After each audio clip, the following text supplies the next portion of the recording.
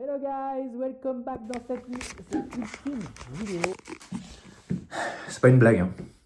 Je quitte mon studio.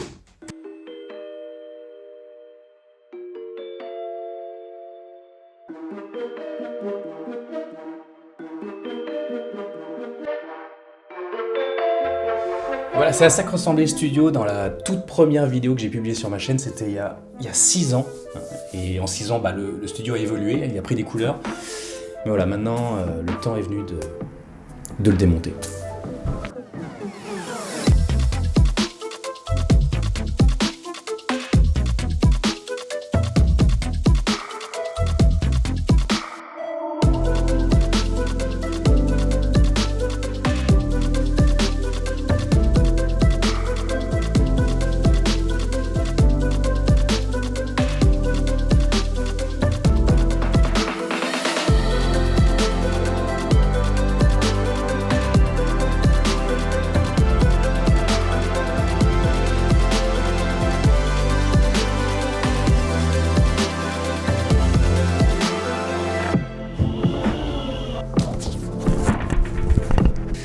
Alors qu'est-ce qui s'est passé ? J'ai dû vendre cet appartement. Parce qu'en fait j'y habite plus, j'y habite plus depuis des années. C'est vrai que cet appartement, j'y ai emménagé quand j'avais 10 ans avec ma mère, on y a vécu pendant des années. Et puis quand elle est partie vivre ailleurs, j'ai pu récupérer l'appartement à mon retour des États-Unis et c'est là que j'ai pu en faire mon studio YouTube. Alors c'est trop bien ces premières années parce que voilà, j'ai pu faire ce que je voulais, j'ai pu dessiner, tourner mes vidéos, monter mes vidéos jusqu'à 2h du mat parce que j'étais tout seul. C'était trop bien, mais maintenant, j'ai une vie de famille. Et on habite toujours sur Paris, mais à l'opposé de Versailles. Donc c'était devenu ingérable en fait de faire les allers-retours comme ça au studio. Et c'est une des raisons pour lesquelles le rythme des vidéos a beaucoup diminué ces derniers temps. Donc le but, c'était de trouver un nouveau studio plus proche de là où j'habite. Et j'ai toujours pas trouvé. Mais l'appart est vendu. Donc je me retrouve sans studio pour tourner mes vidéos.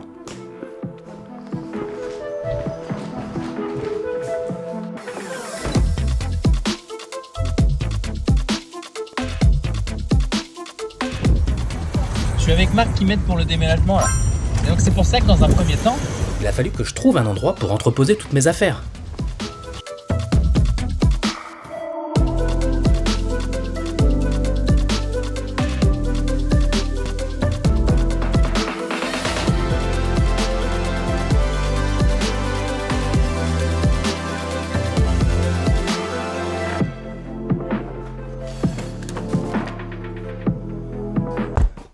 Voilà, ça fera l'affaire pour l'instant. Heureusement, j'ai une connaissance qui m'a prêté cet espace vide pour que je puisse entreposer toutes mes affaires et mes cartons le temps que je trouve un vrai espace pour mon prochain studio. Donc ça va me servir un petit peu de garde-meuble comme ça, donc merci à lui. Voilà, ce qui est sûr, c'est que ça me donne le temps de réfléchir à mon prochain studio.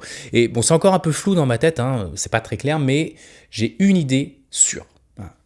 Je veux que mon prochain studio tourne autour d'une pièce maîtresse. Donc au Noël qui suit, mon père m'offre ce livre, L'art de l'animation de Bob Thomas. Dans ce livre, c'est la première fois que je voyais déjà un peu plus comment étaient faits les films. Et surtout, c'est la première fois que je voyais des photos des artistes qui étaient derrière les films. Glen Keane, James Baxter, Brenda Chapman, Andreas Deja. Et ils étaient comme ça, toujours à côté de tables de dessins bizarroïdes. Je me disais, mais de toute façon, ça doit être sur ces tables qui font leur flipbook super évolué pour les transformer après en film. Et petit à petit... Et c'est vrai qu'elles étaient bizarroïdes, c'était même pas des tables, en fait c'était des bureaux avec des étagères, des tiroirs, des portes. Et puis ce grand disque là, où tu mettais tes feuilles, qui avait l'air de tourner sur lui-même, qui était rétro-éclairé. En plus mon père était architecte, donc à la maison on avait une vraie table de dessin classique, je voyais bien que ça n'avait rien à voir. Cette bizarrerie, elle m'obsédait en fait. C'était trop mystérieux, il fallait que je sache ce que c'était. Et là, je me rends, un petit peu par hasard, un peu par curiosité, aux portes ouvertes des Gobelins. C'est en voyant ces tables d'animation, là, ces tables lumineuses dans les salles de classe, que ça m'a ramené en fait au livre de Bob Thomas et aux photos de Glen Keane et James Baxter que j'avais vues quand j'étais gamin en fait. Alors c'était pas ce fameux bureau Disney, mais c'était quand même des tables d'anime qui dégageaient un peu de magie pour moi. Donc je m'en suis acheté une. Et c'était génial de l'avoir à la maison, j'ai dessiné dessus, j'ai animé dessus, elle m'a suivi pendant toutes mes années d'études au Gobelin. Et puis après pour les vidéos YouTube, j'ai fait tous les 2 minutes tips dessus. En fait, elle faisait partie intégrante de mon studio YouTube. Mais voilà, il y a quelques temps, tu l'as peut-être vu dans mon dernier film A Goofy Road Movie, j'ai eu la chance de visiter les Walt Disney Animation Studios de Burbank à Los Angeles. Et après toutes ces années, j'ai enfin compris d'où venait ce fameux bureau Disney.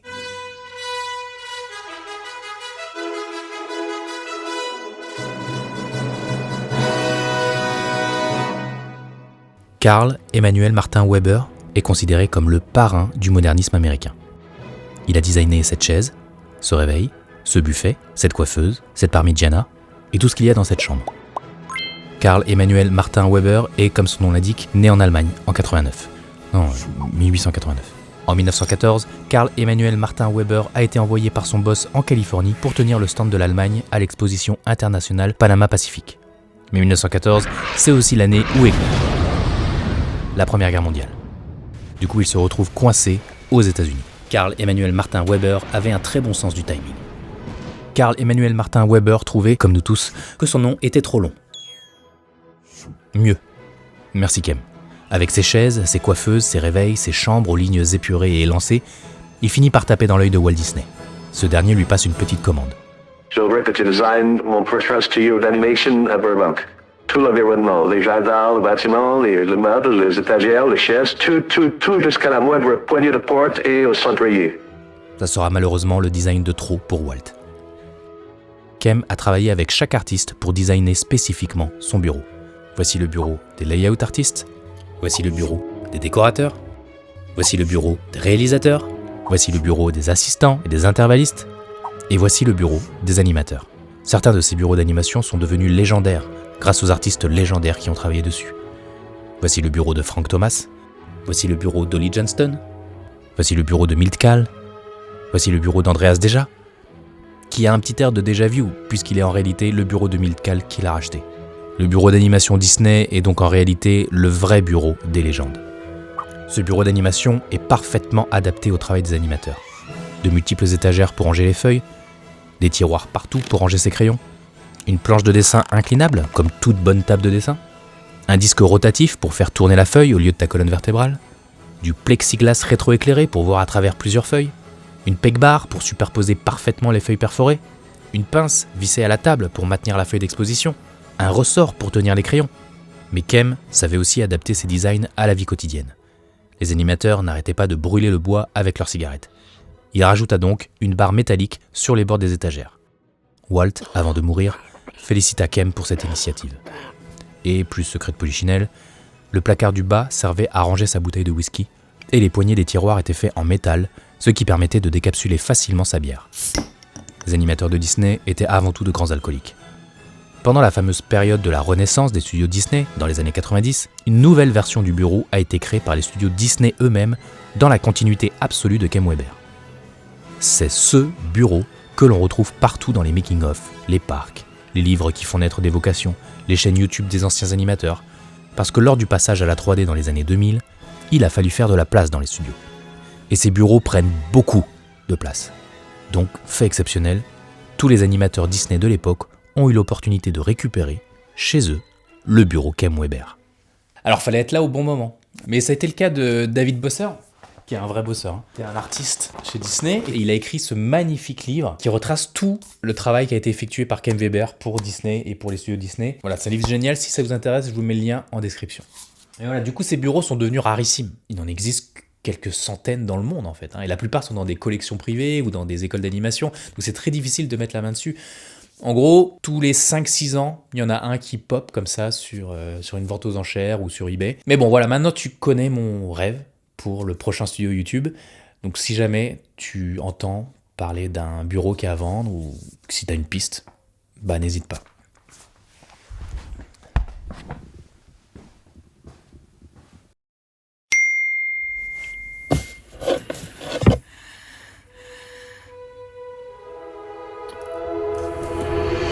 Cette nuit-là, j'ai reçu une notification d'alerte eBay disant qu'un bureau Disney Kem Weber original venait d'être mis en ligne depuis la Floride. Il était parfait. Il avait été fabriqué au studio d'animation Disney dans les années 90, puis envoyé au studio Walt Disney Features Animation en Floride, Ça veut dire que des films comme Frères des ours, Lilo et Stitch ou Mulan ont été animés dessus, mais aussi très probablement des plans de La Belle et la Bête, Aladdin, Roi Lion, Pocahontas. Et à la fermeture du studio en 2004, il avait été récupéré par cette école, Elite Animation, cofondée par Todd West, qui était du coup mon contact privilégié. Je suis très intéressé par votre bureau d'animation Disney. Seriez-vous prêt à le faire livrer en France ?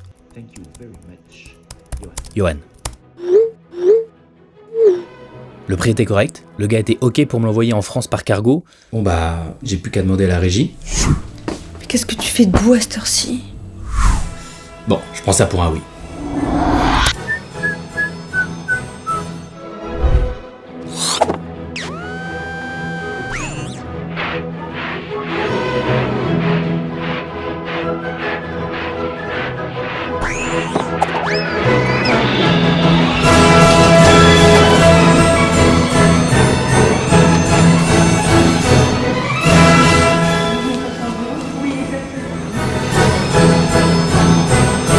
Il est là.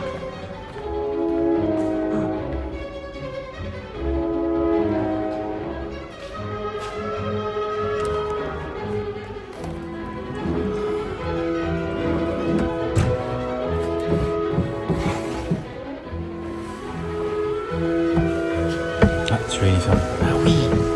Ah oui, c'est vrai. Veuillez noter que la partie gauche du bureau est fermée à clé.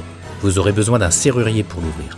Le dernier bureau que j'ai vendu avait des dessins originaux d'un ancien animateur Disney dedans. On ne sait jamais ce que vous pourriez y trouver. Ok, en fait, tu vois, c'est une bulle de tige. La serrure, elle gère la bulle de tige.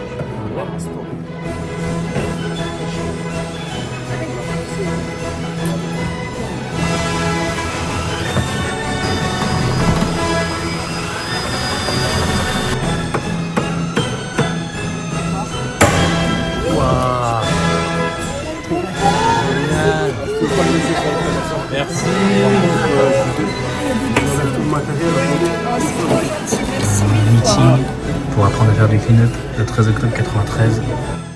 C'est quoi ça ? Ouais, il y a des storyboards, regarde, avec des dinosaures. Ah ouais. C'est une aquarelle. Ouais. C'est une aquarelle. Check mon intro. Voilà, le bureau va rester dans le hangar le temps que je trouve un nouveau studio et... Non, je déconne, il est là.